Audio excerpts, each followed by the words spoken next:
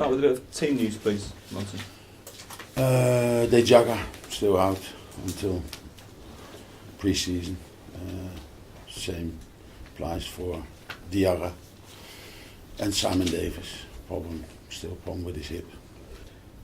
Last time I was here, maybe 4 or 5 weeks ago, you were playing QPR and you said if you won that game you'd be safe, but time's passed since then, you're still not mathematically safe. Are you surprised it's taken this long? Yeah, because if you saw us, it was probably before April or 1st of April that we had 40 points. We had that point against Aston Villa. Of course, I knew that it was very important to be on 40 points because when you saw the schedule ahead of us with Chelsea and Arsenal and Newcastle, these away games, and Everton, of course you can imagine that we were a bit concerned, but the 40 points gave us a bit of a cushion. And it still is a little bit of a cushion, but mathematically we're not safe yet, so hopefully, and we will focus on ourselves to try to get a result to be safe. You still hopeful of keeping Berbatov? He's been linked with another few clubs in the last week or so, Galatasaray included. That is not the worry I've got, because he's got another year, so that is not a concern at all. Just finally, Liverpool, what do you make of the progress they've made this season under Brendan Rodgers? They've not had a bad second half of the season at least. I don't know, it's not up to me to analyse their season. They had a lot of new players, they spent a lot of money start of the season. I can't even compare, because I don't know where they were last season, was similar, 7th, 8th. Even with Kenny Dalglish, of course, the expectations level at the start were different, so that was a big advantage for the new manager. And he's building a new team. Do you think Alex Ferguson's departure gives hope to a couple of those clubs nearby who haven't had major success in the last 10 years? I suppose Liverpool will be one of those. A little bit. So I think Man United will be the same as before. 1 or 2 little pieces in the puzzle, a few new players. Maybe he will take one of his club, but it's not a big change, I think. Wally? Martin, I know sometimes you get a little bit bored of us asking you about Dimitar all the time.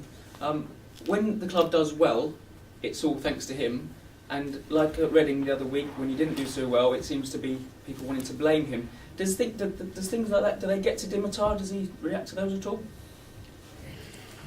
No, I don't think so, because he knows what he did, and the last game wasn't his best game.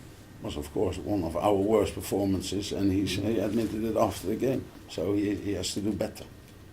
I know when you spoke after that, you was quite short and sharp. You wasn't impressed with how your team performed. Have they shown you an improvement during this week? We spoke about it and we did well in training, because of course it was a bit different as well, because we started off with a big chance in the first minute, then we conceded a penalty kick and we are chasing the game.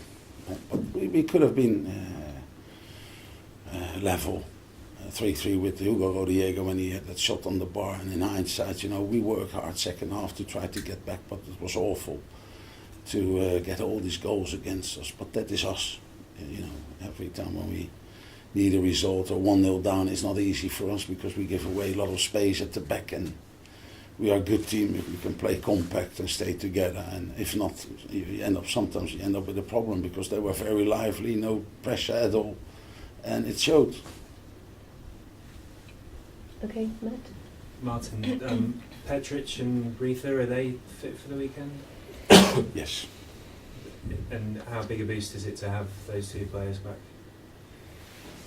Well, it's always nice to see Petric back, but of course when Dimitar plays, it's probably not a guarantee for him to play. He won't. Sacharit is different, because Sacha is my right back, and if he's fit he will play. So that is, of course, a boost. Okay. Liverpool obviously don't have Steven Gerrard available this weekend. How big a boost is it for Fulham to face a Liverpool team without Gerrard? No, you never know. Last year we beat them twice, and there was no problems injury-wise for them last year, So, but maybe it helps, because he's one of the better midfield players over the last 10 years in England. So, well, I wish him the best. I can't say that I would like him in the stand or being injured. I don't want that for a player, but maybe it helps a bit if he's not playing. Okay, thank you.